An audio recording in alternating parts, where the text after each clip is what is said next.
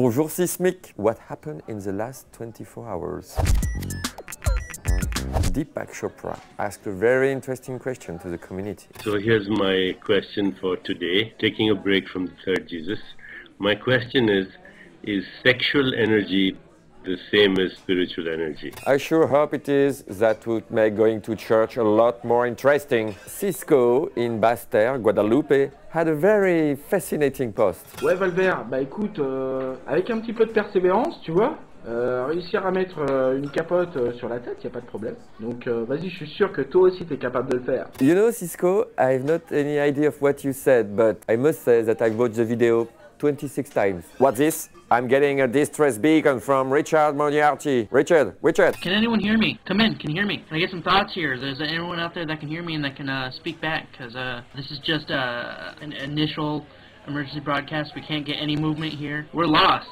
Richard, listen to me very carefully. All you have to do is to inverse the polarity of the dilithium crystals. Everybody knows that whenever anything is wrong in Star Trek, you just have to inverse the polarity. I heard that, Miranda McCurley had a fantastic story to share with us. My birthday happened this weekend, yada yada yada.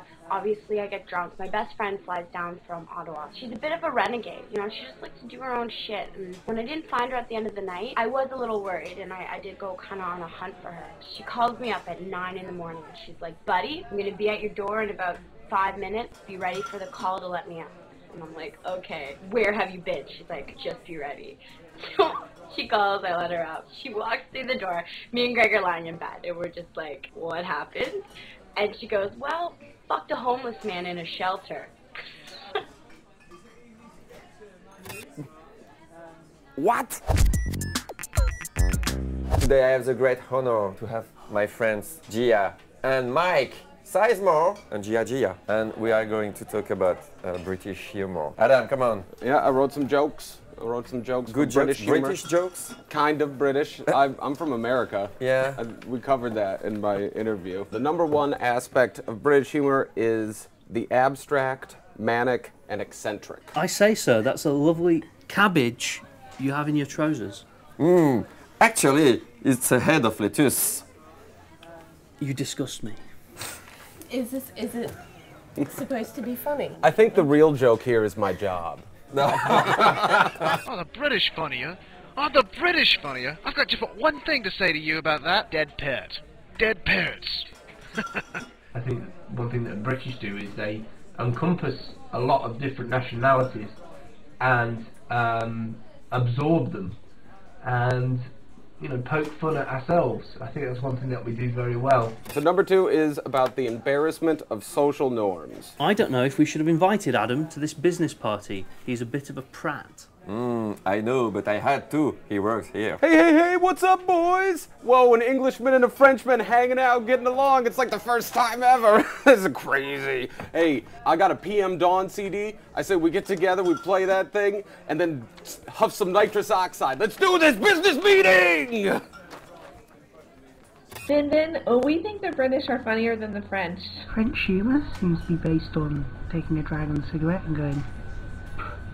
So I think that the French are funnier than the British, and my evidence for this is because when I see someone who's British, I want to shake their hand, offer to buy them a pint, whereas when I see someone who's French, I just laugh. Number three, making fun of the British class system. Hey, you're working class. Bloody hell, mate. You're upper class.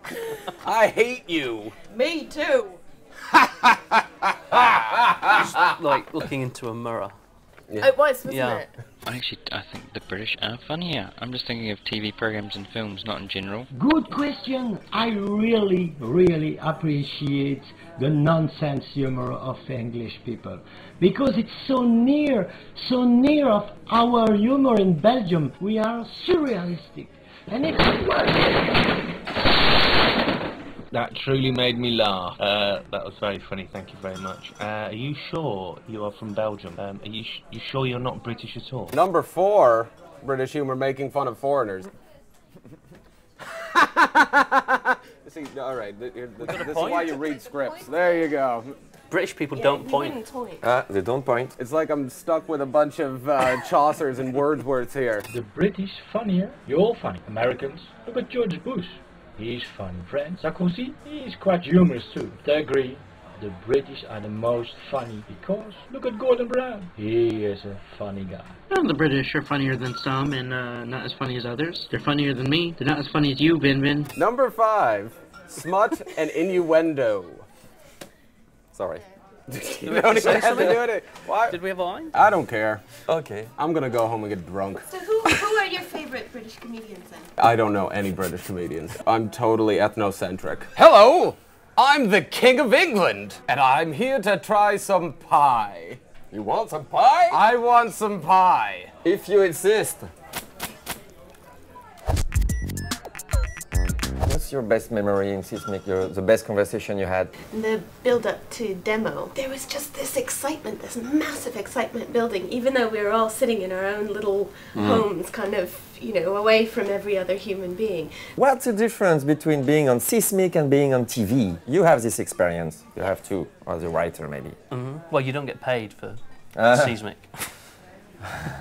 But what I like, going back to your earlier question about favourite moments on Seesmic, it's when I see these people who are normally individual little squares, when they get together in the same space. So it's happened a lot in London. We have a lot of meetups, and Christian stayed at my place for the weekend, and we go out now and we meet each other. And we were brought together by Seesmic. And the main reason I've come to San Francisco this week is to see you guys and hang out here. And I wanted to see the bar that Chris the Carpenter made. Yeah. And that was fantastic because you took someone from the community and you brought them here and you built all this. Thank you very much, Mike and Gia.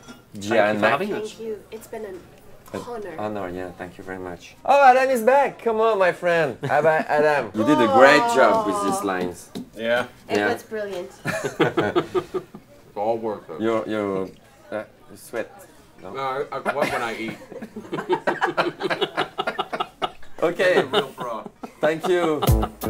Thank you, Adam. Thank you, everybody.